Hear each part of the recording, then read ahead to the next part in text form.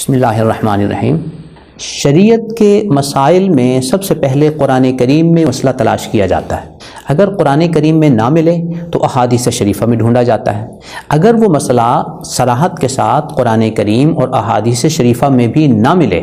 تو اس میں اگر امت کے مجتہدین بڑے علماء اجتماعی طور پر کوئی اجتہاد کر کے فیصلہ کر دیتے ہیں تو اس کو اجماع کہا جاتا ہے۔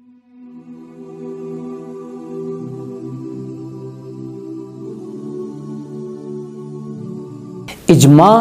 شریعت اسلامیہ کا ایک تیسرا ماخذ ہے۔ قرآن کریم احادیث شریفہ کے بعد تیسرا ماخذ و مصدر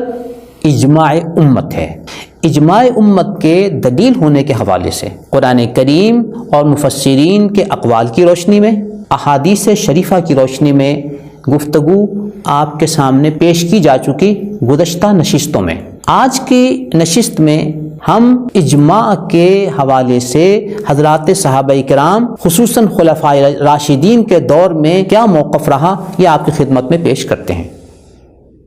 سیدنا امیر المؤمنین ابو بکر صدیق رضی اللہ تعالیٰ عنہ کے دور میں شرعی مسائل میں یوں گفتگو ہوتی تھی کہ اس کو سب سے پہلے قرآن کریم میں تلاش کرتے۔ جو مسئلہ درپیش ہے اگر وہ قرآن کریم میں نہ ملتا تو احادیث شریفہ میں اس کو تلاش کیا جاتا، اور اگر اس میں بھی نہ ملتا تو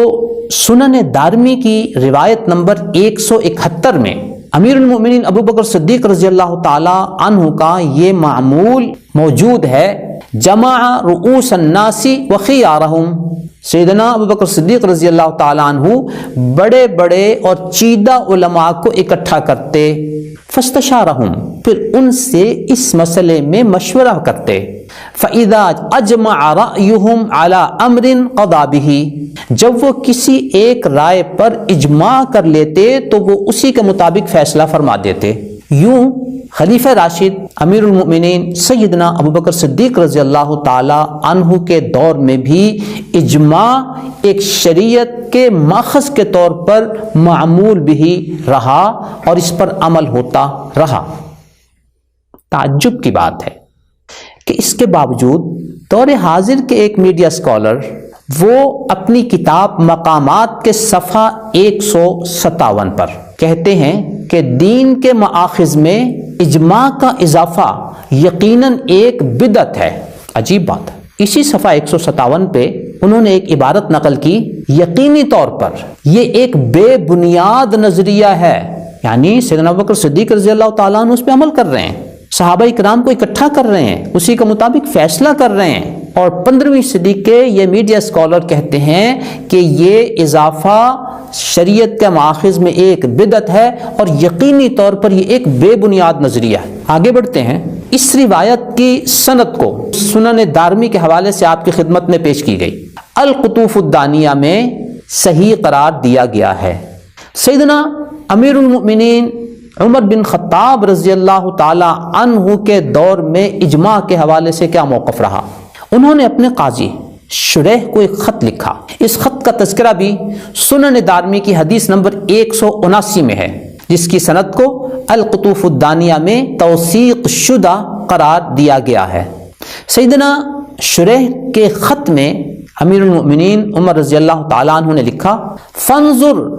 مجتمع علیہ الناس، اگر قرآن و حدیث میں کوئی مسئلہ نہ ملے تو پھر دیکھو کہ سب لوگ کس چیز پر جمع ہو رہے ہیں، فخود بھی، تم اس پر عمل کر لینا۔ تو گویا دوسرے خلیفہ راشد سیدنا امیر المؤمنین عمر بن خطاب رضی اللہ تعالی عنہ کے دور میں بھی اجماع پر عمل ہوتا رہا اور اجماع کو شریعت اسلامیہ کا ماخذ سمجھا جاتا رہا۔ تیسرے نمبر پر سیدنا عبداللہ بن مسعود رضی اللہ تعالی عنہ، جن کی حیثیت حضرات صحابہ کرام میں بہت نمایاں ہے، نبی اکرم صلی اللہ علیہ وسلم نے بھی جا بجا ان کی تعریف کی اور ان کی طرف مسائل میں رجوع کرنے کا حکم دیا۔ سیدنا عبداللہ بن مسعود رضی اللہ تعالیٰ عنہ ارشاد فرماتے ہیں، فَإِن لَّمْ تَجِدُوا فِي سُنَّةِ رَسُولِ اللَّهِ صلی اللہ علیہ وسلم فَمَا أَجْمَعَ عَلَيْهِ الْمُسْلِمُونَ، اگر قرآن کریم اور نبی اکرم صلی اللہ علیہ وسلم کی سنن مبارکہ میں یہ مسئلہ نہ ملے تو پھر یہ دیکھو کہ مسلمانوں کا اجماع کس بات پر ہو چکا ہے، اس پر عمل کر لو۔ اس بات کا تذکرہ سنن دارمی حدیث نمبر 171 میں موجود ہے۔ یوں گویا آج کی نشست میں ہم نے آپ کے سامنے پیش کیا کہ سیدنا ابوبکر صدیق، سیدنا عمر بن خطاب، سیدنا عبداللہ بن مسعود رضی اللہ تعالی عنہ نے قرآن و سنت کے بعد اجماع کو ایک مأخذ کے طور پر اور ایک دلیل کے طور پر امت اسلامیہ کے سامنے پیش کیا۔ سیدنا مسیب بن رافع جو ایک تابعی ہیں اور حضرت ابو سعید خدری اور جابر بن سمرہ ان دونوں صحابہ کے شاگرد ہیں،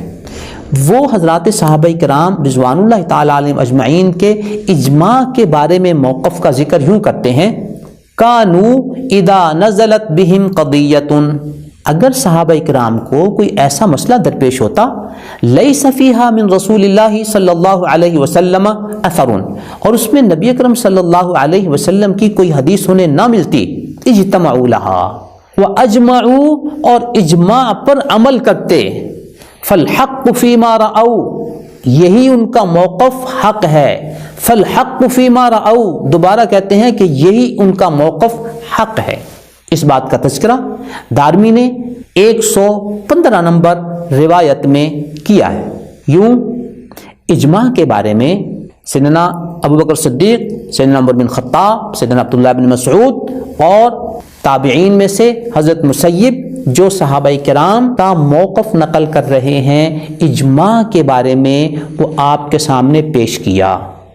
کہ وہ اس کو دین کے ایک مأخذ اور دلیل کی حیثیت سے اختیار کرتے تھے۔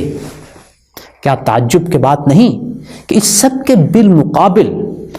15ویں صدی کے ایک میڈیا اسکالر نے اجماع کے بارے میں اپنی کتاب مقامات کے صفحہ 157 پہ یہ لکھ دیا کہ دین کے مآخذ میں یہ اضافہ یقیناً ایک بدعت ہے، اور اسی صفحے پر یہ عبارت نقل کر دی کہ یقینی طور پر یہ ایک بے بنیاد نظریہ ہے۔ اب صورتحال آپ کے سامنے ہے، خلفائے راشدین، صحابہ کرام کا موقف ایک طرف اور 15ویں صدی کے ایک میڈیا اسکالر کا موقف ایک طرف۔ اب آپ نے کس کو اختیار کرنا ہے یہ فیصلہ آپ کریں گے۔ نظروا للطيبة ونور طه يسطعون